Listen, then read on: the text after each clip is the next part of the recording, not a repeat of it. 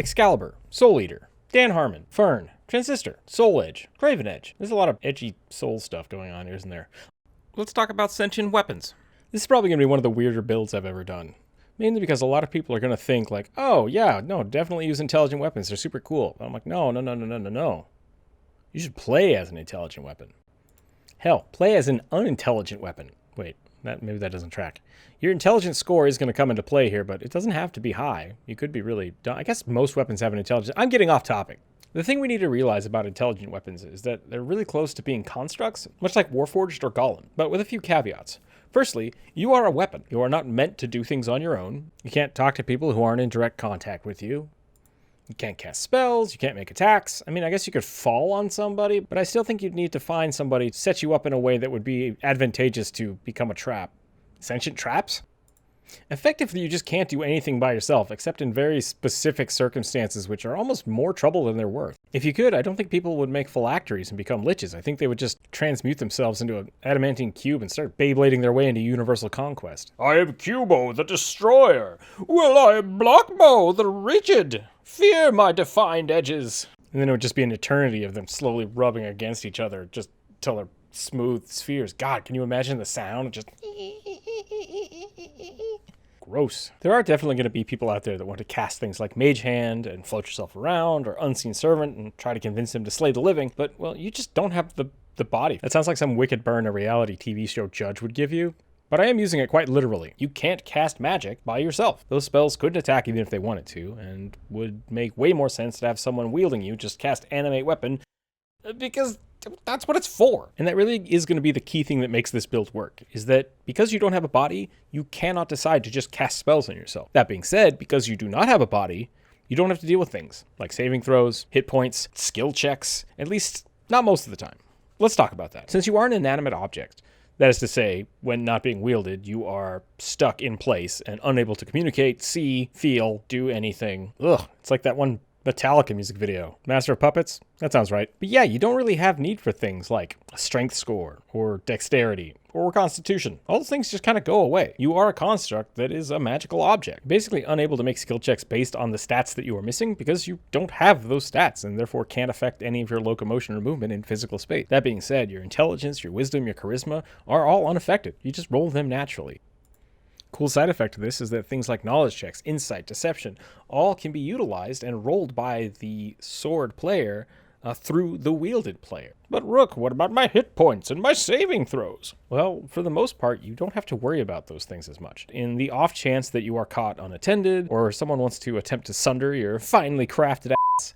Wait, does that track? Do swords have asses? What about halberds? Axes? Axes have butts. That's close enough. There are rules already set up for saving throws and hit points for magical weapons. As for the saving throws, all magical items get a +2 plus the caster level when they are created. But since you're a player, we're going to go ahead and go 2 plus your level. And I do mean your level. Oh yeah. We're doing this. And I know that sounds high, but for the most part, things don't attack weapons directly. So unless two aforementioned things happen, you're usually going to be going off the wielder's saving. Most spells don't affect attended weapons anyways, and then you should just have your wielder roll a saving throw, and then things happen to them, not you. In the off chance that you do actually get hit or hurt, your hit points are completely determined by the material composition. Your material composition? Am I? Do I have a material composition? I guess I do. I assume at this point my material composition is mostly caffeine and salt. Each type of material composition is going to have a hardness as well as a hit point value. Pathfinder already has some really cool rules about that. I'll go ahead and throw up a chart here, and kind of the best way to look at it is hardness is somewhere between paper at 0 and adamantine at 20. Steel and iron are going to be the kind of sweet spot of having a hardness about 10. This is damage reduction. Each hit you take is reduced by this amount before it goes to any of your hit points. And this is strictly when you are being sundered, or when a sundering attack is being done, not via normal wear and tear. If any damage exceeds the hardness, the remaining damage does go to your hit points, which is roughly based on the thickness of the material. Once again, steel has around 30 hit points per inch, and I think that works pretty well for any medium-sized sword, axe, or halberd. Go ahead and adjust it if you have a larger weapon, or if your weapon is made out of something like wood, or if you have a composite longbow, or I don't know, you're an adamantine pickaxe. You just have to adjust the numbers. Now, because you are a magical weapon, for every +1 bonus you have, you gain +2 hardness and 10 additional hit points. If your hit points drop below half of your maximum, you gain the broken condition, which basically makes you have like a -2 to everything you would As well as any magical spells take 2 spell slots instead of 1 to cast until you get repaired or fixed, which is another amazing use for make whole or mending. And if you do reach 0, you are destroyed. Your essence leaves you and you must completely be remade. No revivifies, no saves, roll a new Guisarm. Guisarm. The weird squiddly pole arms. Speaking of the +1 being applied to your weapons, you are basically already leveled up somewhat if you are a magical weapon. But then again, maybe not. It wouldn't make a whole lot of sense for you to take the soul of some shitty level 0 character and cram him into a weapon, but maybe it does. It would definitely be more fun. Maybe we should talk. There are basically 3 ways to go with the leveling structure for how to play in tandem with your wielder. The first and the most basic is that you choose your weapon from the book and you just embody it with the understanding that you're starting at a crafter level, caster level of the item that they have. And that's it. The second option would be to look at it as a +1 weapon, thus starting your character at player level 4. And in this way, you would only be able to level up when the player's wielding your weapon, wielding your body, wielding you, this sounds very odd, decides to pay to have you upgraded or enchanted from a +1 to a +2 weapon, which would effectively add 4 more character levels. Oh yeah. No, we're going there. And lastly, you start as a +1 weapon. You are effectively level 1 of whatever class you choose, and you slowly gain your abilities like any other class via gaining XP and leveling up, but you only gain magical weapon upgrades every 5 levels. At +2 would be at level 5, +3 would be at level 10, 4 at 15, and 5 at 20. You may ask, did you say I level up like any other class? But I'm a sword. How does that work? Well, I'm glad you asked. Let's do the martial classes first. The core concept here should be that you or your soul have been transferred into this weapon. Whatever abilities you would gain at level 1, you can still maintain. Fighters would gain their +2 proficiency and other like abilities, but for the most part, that won't really come up. You can't attack and you don't have initiative. I think for the most part, they're just gonna go to the wayside. Mainly because, you can't move on your own. But things like Second Wind, Action Surge would be pretty useful to someone that, say, is wielding you as a blade. I think you can see where I'm going with this. Because you're infused into the blade, you grant your wielder the ability. They can only be used when the player is attuned to the weapon and actively using it. And while at the end of the day you have final say in whether or not they can use the ability, they are the ones that are activating it.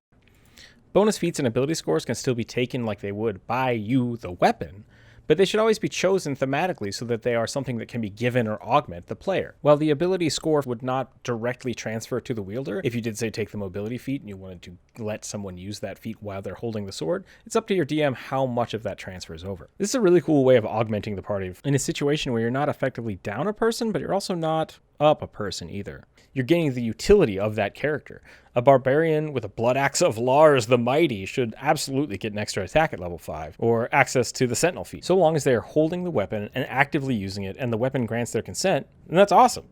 You're effectively building your own enhanced weapon based on any given class. Level 1 is a +1 sword that grants you Second Wind, and possibly a fighting style, which would only work when you're wielding the weapon, but that's still pretty awesome. At level 20, you have a +5 weapon. Oh, but the Vorpal Sword's only +3, blah, blah, blah, blah, blah. I don't care. This is an adventurer trapped in a sword. You're going to get a +5. Plus Pathfinder's awesome, so whatever. And it would be super powerful if you just did this as either an NPC or just a magical weapon. And if you chose to do it that way, that would be a really fun way to let people have subclasses or subjobs where they can just keep leveling by putting a secondary job on a weapon or a weapon set that is its own thing. As for magic users, on the other hand, there's a little more complicated because there are a few ways to go about it. The main issue being things like spell books and spell focuses and spell components. You technically don't have a spellbook or abilities to use spell components whenever you cast a spell, so they're going to be a little limited. That is to say that any magical weapon or wand would have the spell components used when they initially embedded it, or when they initially enchanted it, and so you should technically already have the components burned into it. So while you could argue that a wizard in a sword can't read his spellbook, I would argue that it's more than whatever spells were put into the sword when it was forged are kind of good to go, and you're using them like charges. The other alternative is things that require like very expensive diamonds or golden goblets, just have to be held by the wielder to cast that spell. Now, since we're leveling up and choosing our spells on the fly, I think that it's still a fair way to look at it. As you level up, you unlock the ability to use spells and unlock spells, and replace spells per your class instructions, but the ability to learn new spells or share your spells will need to be a per DM conversation, or at least be more complicated than just transferring it from a spellbook to spellbook. Otherwise, you just run it like fighter. Any spell you can cast within range of touch is delivered by the wielder of the weapon. Spell slots are retained and controlled by the weapon itself, and remain separate from the wielder.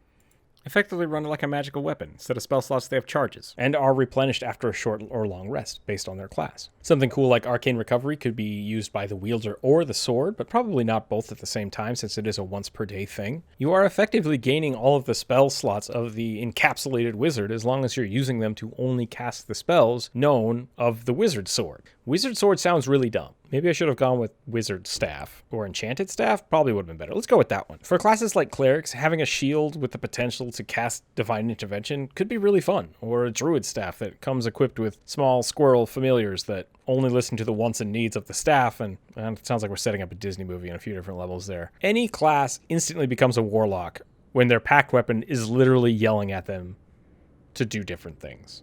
I think that's the best part. And that really is the beauty and danger of this build. Communication.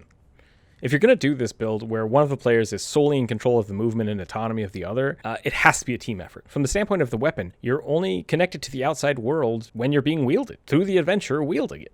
Wielding you? How is that worded? You'll have to talk to your DM about whether or not you can talk, whether or not you can see. Are you able to move at all whatsoever without outside intervention? Because from where I stand, I would say no to all of these things. And that's really why I wanted to do this video as a race video instead of a class. You are, for all intents and purposes, now a sword. Whether or not you were an orc or a bugbear or a, demi-lich before this, you now are solely reliant on the abilities of the person wielding you. You see, feel, and interact with the world around you through them. If you were a dragon in your past life and your DM is cool with you granting your human wielder dragon eyeballs, that could be a thing. I'd definitely trade it for something, though. You could definitely find ways to enhance them through class actions or spells. You are effectively playing two characters in one, and that should feel pretty powerful because one player is giving up a lot of control. But if you do it correctly, it doesn't have to feel that way. Instead of looking at this as one player being in control, it should really be looked at as two players controlling the character together, each talking and in tandem deciding the best plan of action. This is how an intelligent weapon should work. You should be in direct telepathic link with each other, and in such a way that you are sharing in all thoughts, plans, and actions. The beauty of intelligent or sentient weapons is that they're usually directly connected to the player wielding them, but they don't have to like them or have their best interests at heart. For one, some of them are cursed and try to take over the actions of the player. In my mind, that means that any intelligent weapon probably could do that. So there is always the danger of one player taking control over the entire system. And in that way, it's really complicated because both players have to understand the dynamics instead of actually fighting for control of the character. You could do things at the end of the day like contested will saves to resolve disputes, but if this becomes an issue or a sign of contention, those two players shouldn't be doing this kind of build. Maybe you have opposite alignments and you just don't really see eye to eye. That's fine. You can both have the choices to not work with one another. Not all players belong in all campaigns. This is very much something that two people have to come together, decide to do, and understand that there will be some form of discussion happening every step of the way. It's going to feel really weird that each of you share the same actions on a turn, because really, only one of you has actions on a turn. Only one of you has initiative. Only one of you has the will to cast spells or use actions. An unattended magical weapon is just that, unattended and can do nothing. So when you decide to do the team up, you need to make sure that both players are choosing to play this single entity with maybe more options or functionalities than there would normally be. And just to clarify, yes, if you have a pet or familiar that, let's say, maybe a corpse companion, they can carry you around if you really want them to. But without a person wielding you, you can't control them, and they kind of just get to do whatever they want with you. You could end up in a bird's nest, maybe a beaver dam somewhere. The best part about this is that you're effectively a permanent support character that can piggyback itself onto any member of the party.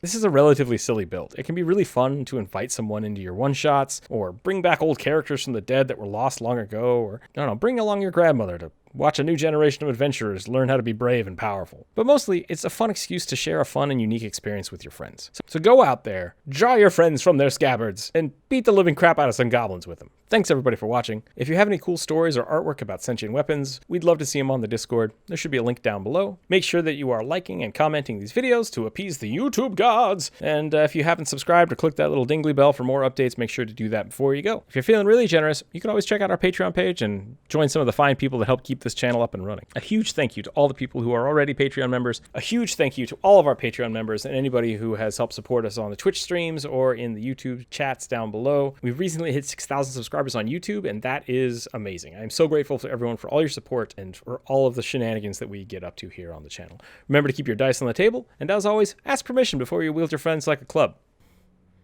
Maybe that's why there aren't more liches hanging around with magical weapons. Or maybe the phylactery is a magical weapon. Can you kill someone with their own phylactery? I guess they just come back, though. Huh. Birthed and deathed by the same object. Kind of a full circle kind of thing. Wait, is death the word? Yeah, you all totally knew what I meant. That counts.